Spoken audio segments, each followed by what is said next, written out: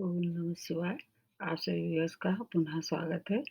उन सब व्यूअर्स को तहे दिल से धन्यवाद देते हुए जिन्होंने मेरी वीडियो को लाइक या सब्सक्राइब किया है और या शेयर किया है।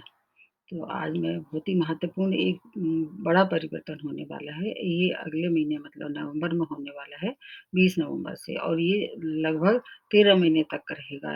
जैसे मैं बता रही हूँ कि ये गुरु का परिवर्तन है।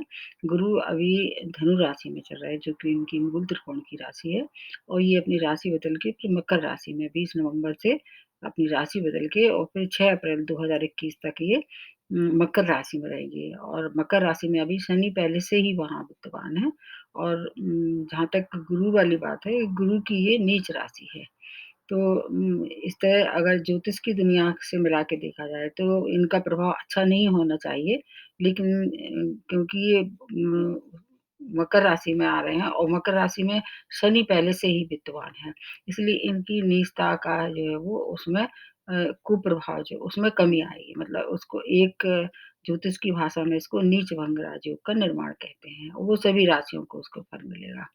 और ये अपनी राशि जो है वो 13-13 महीने में अपनी राशि बदलते हैं।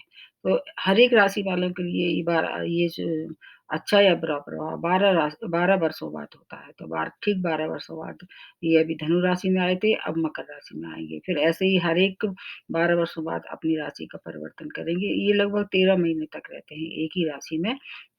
उसमें मार्गी और वक्री होते रहते हैं बीच-बीच में, तो इसलिए इनके प्रभाव में थोड़ी-सी भिन्नता दिखाई देगी।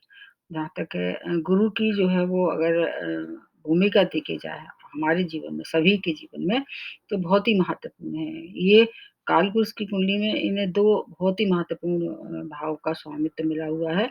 एक आपका भाग्य स्थान जो कि नवम भाव है, और दूसरा है 12th भाव जो कि मोक्ष का भाव है, व्यय का भी है। लेकिन अगर जो इच्छुक हैं, जो मोक्ष अब आने-आने मतलब जो अपना जीवन मृत्यु के चक्र से छुटकारा चाहते हैं, और वो केवल एक बृहस्पति में ही एक ऐसी अद्भुत क्षमता है कि वो अगर उनकी नेटा चार्ट में अच्छा है और वो अगर उस पर प्रयास करें तो एक यही एक ऐसे ग्रह हैं कि जो आपको मोक्ष की भी प्राप्ति दे सकते हैं। अन्यथा आपके जीवन में ये अगर अच्छी स्थिति में है आपके नेटा चार्ट में, आपके जीवन में संघर्षों की काफ़ी कमी हो जाती है। जितना आप प्रयास करेंगे उससे ज़्यादा आपको फल की प्राप्ति होगी।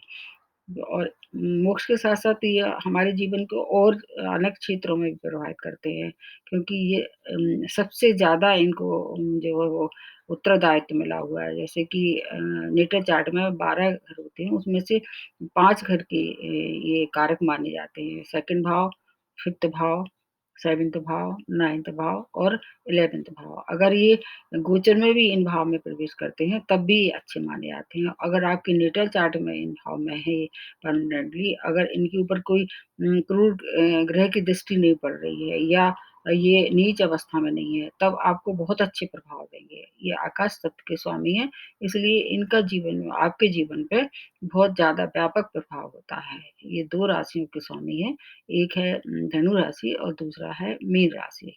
कर्क राशि में ये 5 डिग्री तक उच्च अवस्था में रहते हैं, जबकि मकर राशि में 5 डिग्री तक ये नीच अवस्था में रह जाते हैं, रहते ही हैं। और इस समय अगर मिला के देखा जाए तो ये मकर राशि में ही हैं। अगर शनि की स्थिति से मिला के देखें तो प्रत्येक राशि वालों को बहुत जो प्रभाव है उनमें बहुत भिन्नता हो गई होगी। आप जो नीच भंग जो राजयोग का निर्माण हुआ हर एक राशि वालों के लिए, उसका भी एक आपको सभी राशि वालों को फ़ायदा मिलेगा। और जीवन के जैसे कि धन, ज्ञान, संतान, विवाह, यश, मान-सम्मान, वित्तीय आपका जो पोज़ीशन है, इन सब के लिए ये उत्तरदायित्व इनके ऊपर पूरी तरह से है।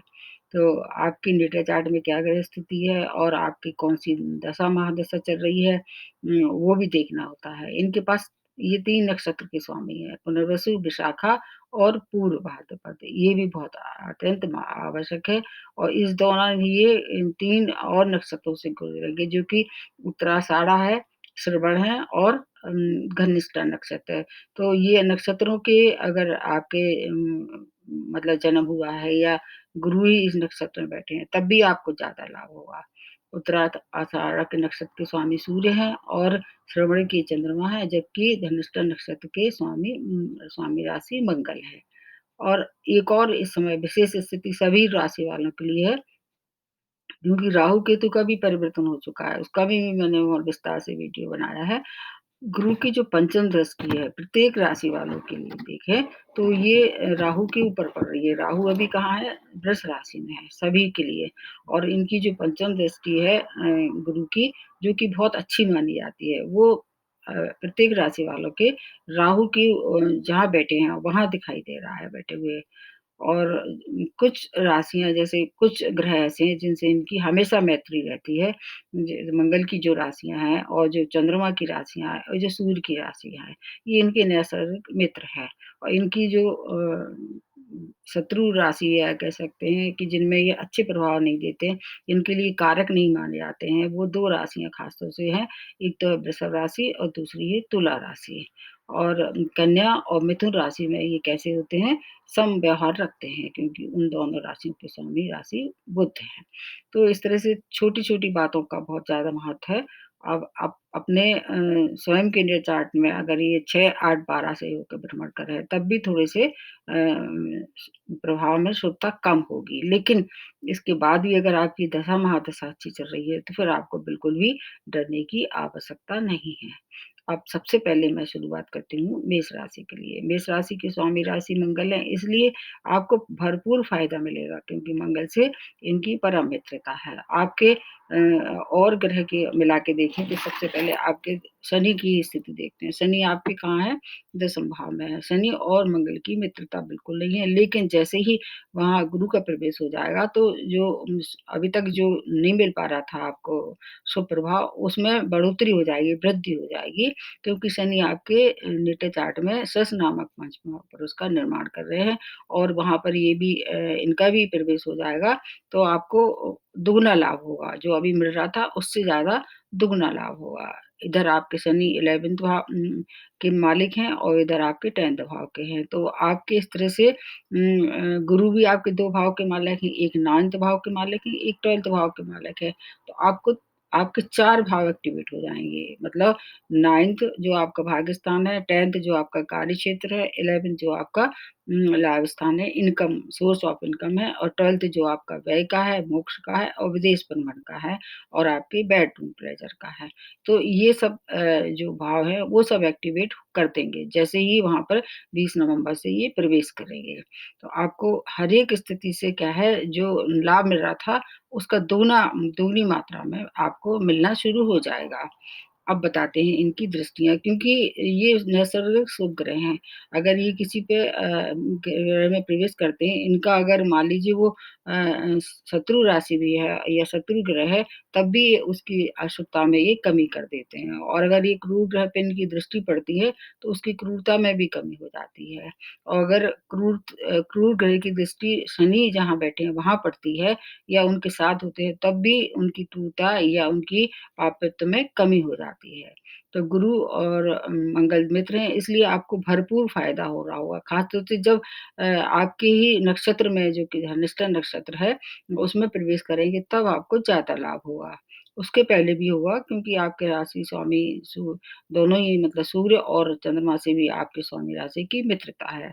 अब इनकी जो दृष्टियाँ हैं वो बता देते हैं। अब इनकी 3 दृष्टियाँ कहाँ पड़ेंगी, एक आपके 2nd भाव पे पड़ेगी, एक आपके 4th भाव पे और एक आपके 6th भाव पे।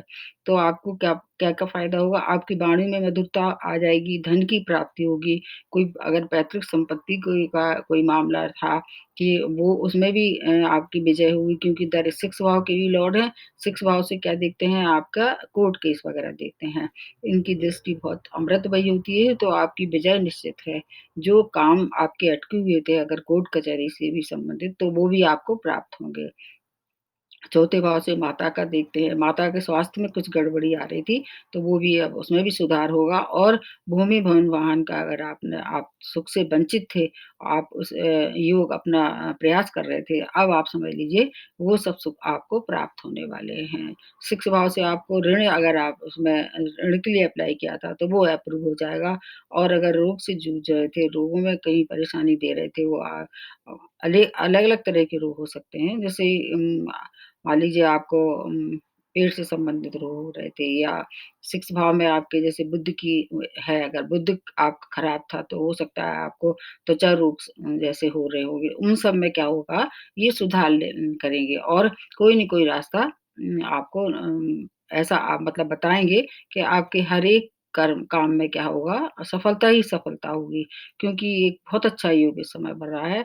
आपका 9th भाव और 10वाँ भाव दोनों का है, एक धर्म का भाव है, एक कर्म का भाव है। तो एक बहुत अच्छा संयोग प्राप्त आपको होगा और विदेशों से अगर आपने पहले से अप्लाई किया था वीज़ा वगैरह, वो भी अप्रूव हो सकता है या आप विदेश भ्रमण के लिए जा सकते हैं। अगर स्थिति कोरोना वायरस से अगर में कुछ इम्प्रूव हुआ या उसमें कुछ ऐसा होगा कि आप जाने लायक स्थिति में हुए, तो आप विदेश की भी यात्रा इस समय कर सकते हैं। कोई कॉम्पिटिशन वगैरह आप फेस कर रहे थे, तो उसमें भी सफलता निश्चित ही समझ लीजिए, क्योंकि आपके लिए ये जो दृष्टियाँ हैं, वो अमृतमयी हो सकती हैं।